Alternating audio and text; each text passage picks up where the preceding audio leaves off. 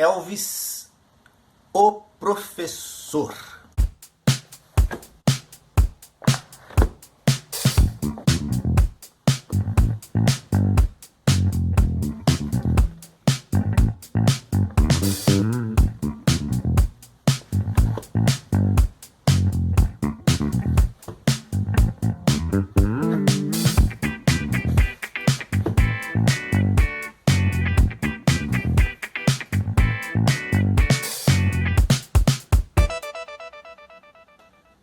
Alô, minha amiga, você, mãe de garoto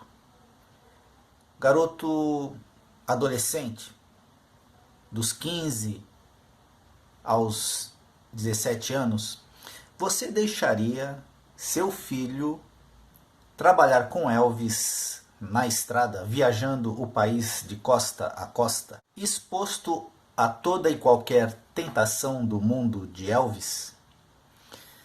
Você que está chegando agora no mundo Elvis, eu vou colocá-lo em órbita. Dee Stanley casou com Vernon Presley em 1960. Vernon Presley estava viúvo há aproximadamente 1 ano e meio. Quando ela foi morar em Graceland, ela tinha 3 filhos pequenos do seu primeiro casamento.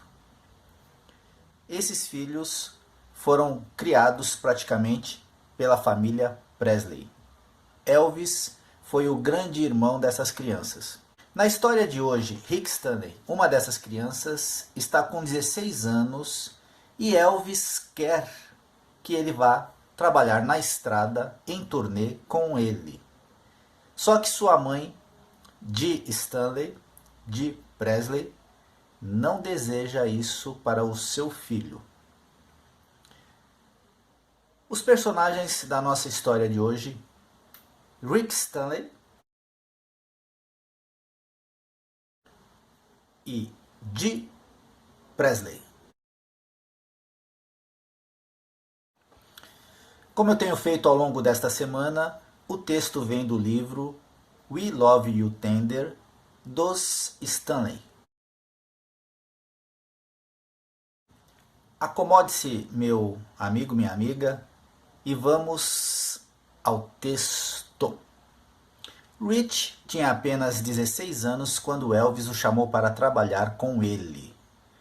Mesmo antes de começar a trabalhar para Elvis, Rich diz: se eu visse seu copo vazio, pegaria mais água para ele.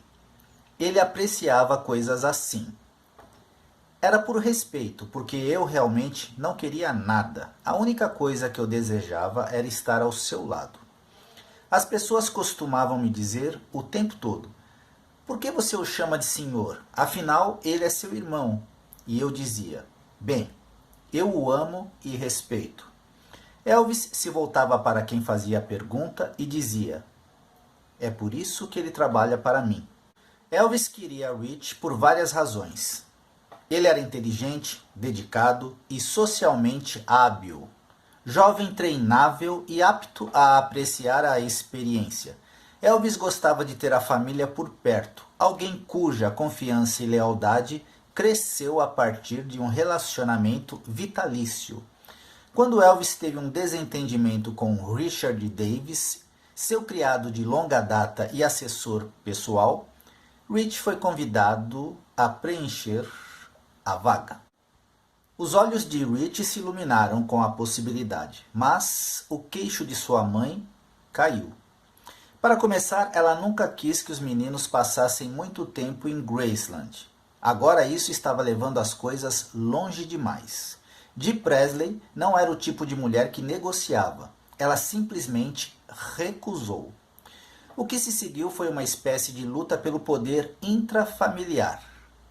Não uma guerra aberta com exércitos de manobra e impulsos decisivos. Foi mais como um prolongado cerco a uma cidade, sendo Dee a cidade e Elvis o comandante das forças sitiantes.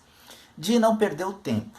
Tentando usar o marido como alavanca, lutou como uma mamãe ursa cujos filhotes estavam em perigo mortal.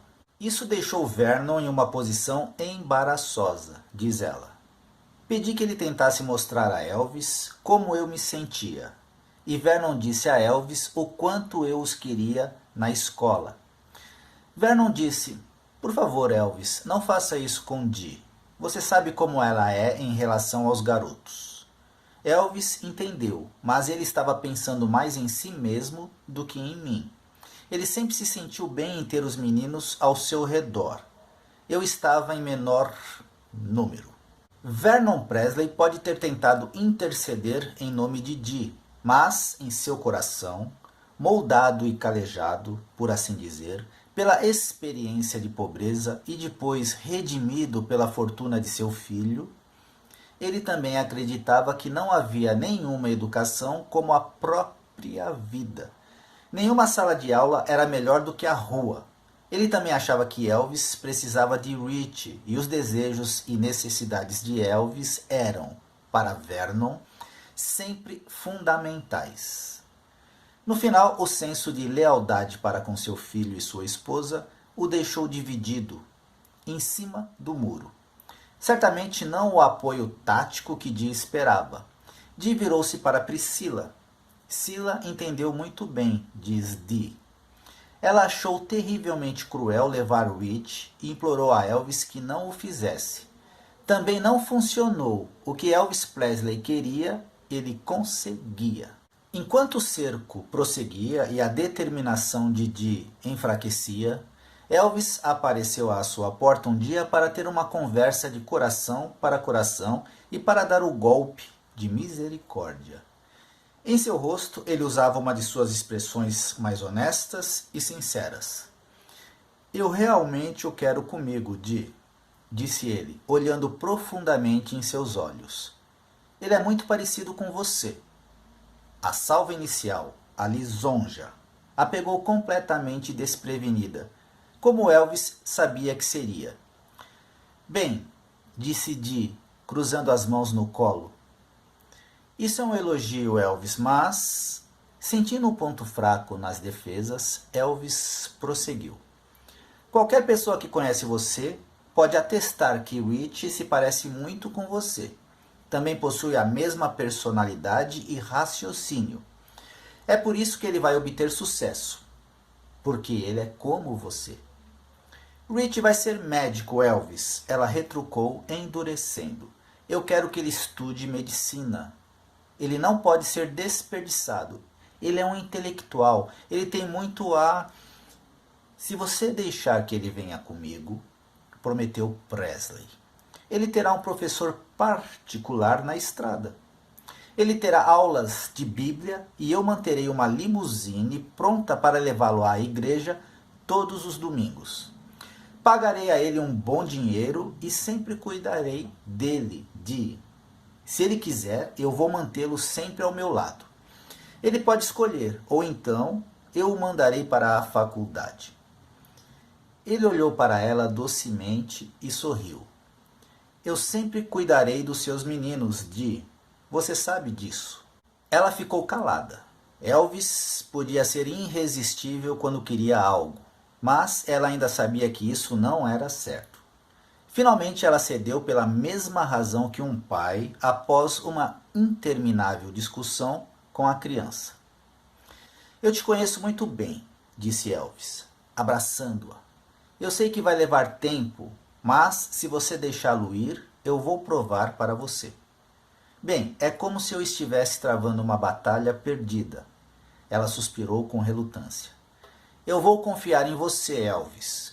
Um dia eu gostaria que ele pudesse atravessar as portas de qualquer faculdade. Se isso for tirado dele, ele será o perdedor. Posso lhe assegurar isso. Eu confio que você não vai me decepcionar." Rich Stanley ainda tinha 16 anos quando entrou no avião com Elvis Presley. A média de idade na comitiva era de 28 anos. "Fiquei bastante impressionado quando soube do professor e tudo mais", disse Rich. "Mamãe não queria, mas não havia muito o que dizer." Quando eles estavam no avião, sentados um ao lado do outro, Elvis virou-se para ele e gargalhou. "Eu sou o professor."